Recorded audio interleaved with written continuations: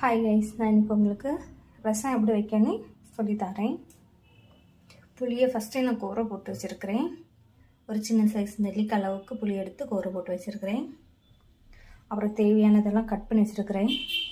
பல்லாரி, புதினா ஒரு கொத்து வச்சுருக்கிறேன். அது உங்களோட விருப்பம், போடணும்னா போடலாம், இல்லைன்னா விட்டுருங்க. ஒரு கொத்து கறி லீஃப் எடுத்துருக்கிறேன். 2 பச்சை மிளகாய், ஒரு வத்தல் எடுத்துருக்கிறேன். கொஞ்சமாக கொத்தமல்லி, ஒரு தக்காளியை நல்லா கையாலேயே பிசைஞ்சு வச்சுருக்கிறேன்.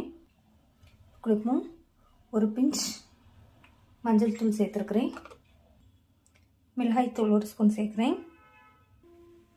மல்லித்தூள் கொஞ்சமாக 1/2 ஸ்பூனோடைக்கும் கொஞ்சமாக சேர்க்குறேன்.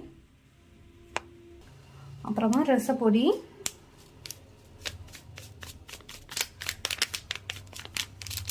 ஒரு ஸ்பூன் சேருங்க.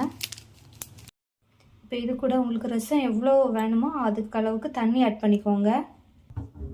இதில் புதினாவை நல்லா கையாலேயே பிசைஞ்சு போடுங்க.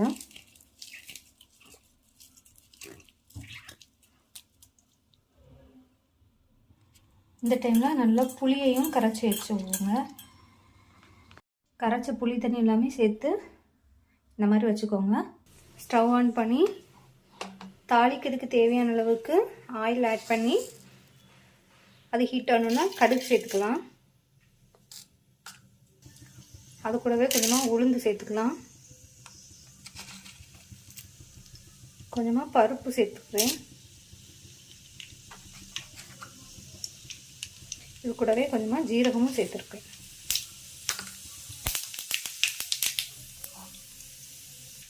இந்த டைமில் கொஞ்சமாக தாளிக்கிறதுக்கு மட்டும் சின்ன உள்ளி இருந்தால் அதை கட் பண்ணி போடுங்க, அதுதான் நல்லாயிருக்கும். நான் இன்றைக்கி பல்லாரியில் தான் கொஞ்சமாக கட் பண்ணி போட்டிருக்கேன். இது கூடவே 2 பச்சை மிளகாய், அந்த காஞ்ச வத்தல்லாம் சேர்த்துக்கிறேன். இது கூடவே ஒரு கொத்து கருவேப்பிலையும் சேர்த்துக்கிறேன்.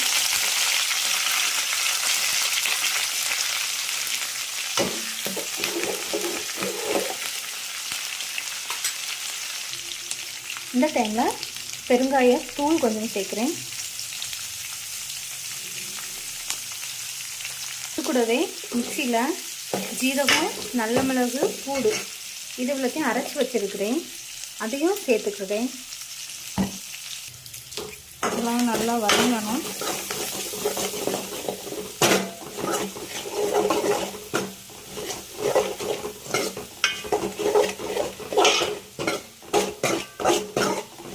இந்த மாதிரி எல்லாம் நல்லா வதங்கி வரக்கூடிய டைமில் நம்ம எல்லாம் கரைச்சி வச்சுருந்தோம்ல, அந்த தண்ணி அப்படியே சேர்த்துக்கலாம்.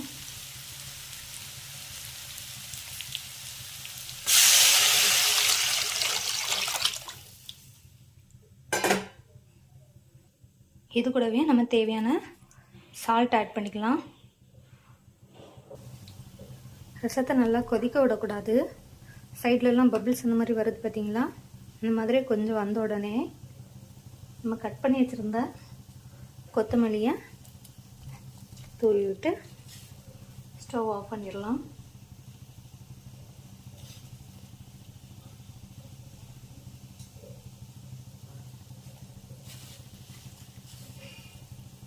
நீங்களும் வீட்டில் இந்த ரசம் ட்ரை பண்ணிவிட்டு எப்படி இருந்துன்னு கமெண்ட் பண்ணுங்கள். பாய்.